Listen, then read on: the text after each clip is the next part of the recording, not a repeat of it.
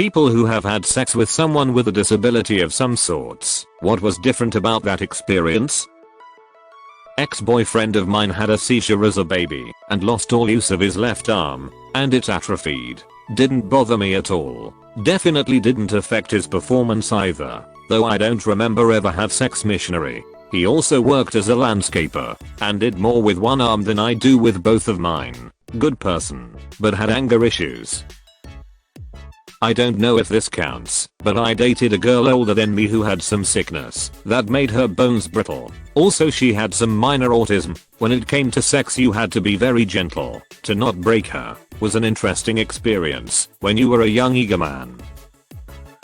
Ex-girlfriend has severe narcolepsy. For once, I wasn't the reason a woman fell asleep during sex. Also after we broke up I got to make jokes about how for the past year I only slept with women who were passed out from GHB. Spoiler, it's a narcolepsy treatment that she had to take every night. No, I didn't do stuff to her while she was KO'd except for roll her over so she didn't suffocate. He's gonna hate me for posting this, but my so is a below the knee amputee. Missionary is tilted slightly to the left. If it's anywhere but a bed he has to keep his leg on. But damn he's so sexy with his prosthetic on and nothing else. I'm a nurse and was taking care of a lady with a colostomy. I walked in one night and her husband was having only what I can call pies. Penis and stoma. What the opening from your abdomen that empties your bowels into the colostomy bag is called sex with her. Was horrified, but later Google it, and stoma love is a fetish all in itself. This was several years ago and still hear about it from co-workers. Of all the things I've learned on this comment section tonight, this is the one I regret cause now I have to live with this knowledge.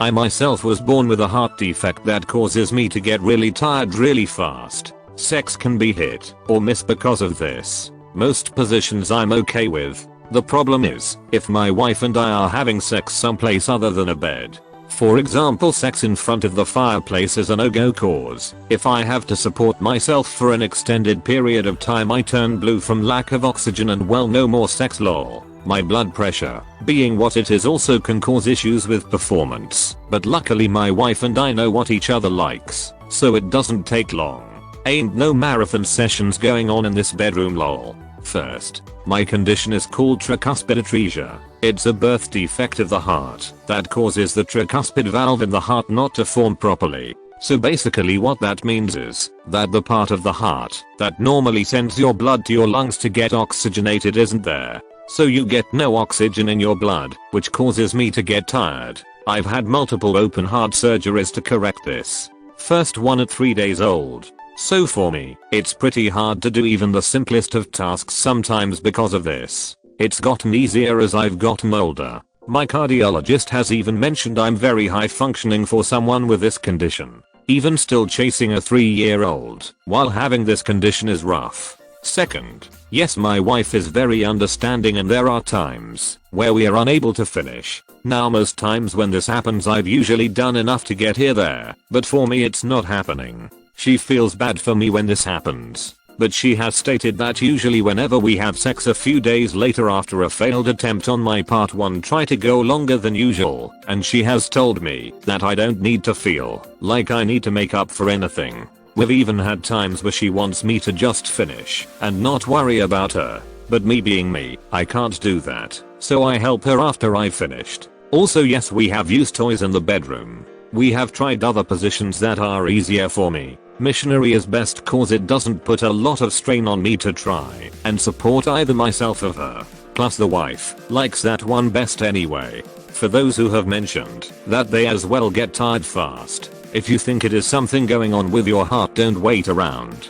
Get that looked into as soon as possible. Heart issues aren't something to ignore, so please get it looked at if you feel it might be. It might not be anything to do with your heart, but don't take that chance. This is kinda the reverse, but I'm basically a transradial amputee on my left arm. The amount of women who have wondered aloud what the nub would feel like is staggering. Still not stuck it in anyone though. On the plus side, if my dick is ever not satisfactory, I have a built-in plus-sized dildo. On the plus side, if my dick is ever not satisfactory, I have a built-in plus-size dildo. That's pretty handy. Wow. Something I can actually really relate to and post about. My fiance wears a prosthetic on her left leg, as she was born with an underdeveloped leg. Not a concern at all in my view. She's the single most delightful woman I've ever met, and in bed she's the best lover I've ever had. An extremely cool byproduct of how her body has developed is that she has by and far the best ass I've ever had the blessing to enjoy, as because she doesn't walk normally a hip-driven slightly sideways gait, both of her sides need to work that little bit harder than most people do, hence, booty of a goddess. She also has a teeny tiny little baby foot, which I think is cute as hell. Update. I didn't expect such a huge response. Thanks for the silver, and the comments made me laugh a lot. My wife has cerebral palsy. She's pretty normal except for her legs can't separate much. It isn't an issue, except when I try to go down on her, and she almost suffocated me. You are my new Marvel superhero, the muffler. I had an ex who had his leg amputated above the knee. More room to reach my clit during sex for orgasms. Otherwise pretty much the same. Looks thoughtfully at sleeping boyfriend. New BuzzFeed article. Try this crazy trick that helps you lose weight and improve your sex life. My ex-boyfriend was paralyzed. His dick worked and he didn't wear diapers, just FYI. He was really strong, so I didn't really notice that he couldn't use his legs.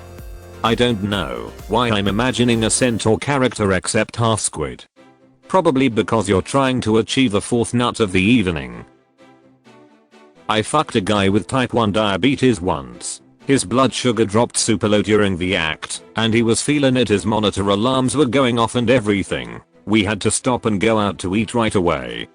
At least take me to dinner first.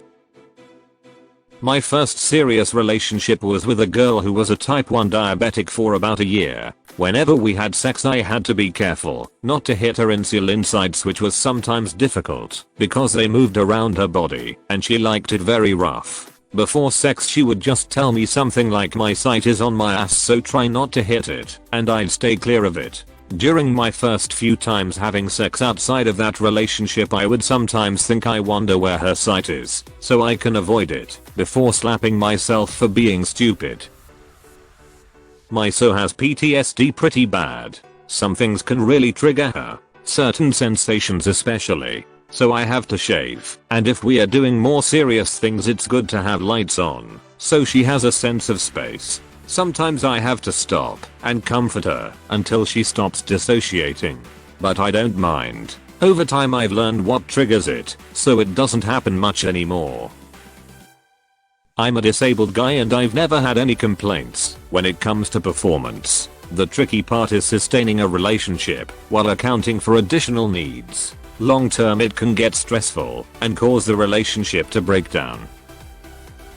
His deviated septum meant I had to keep switching sides to avoid the nose whistle. Doot doot.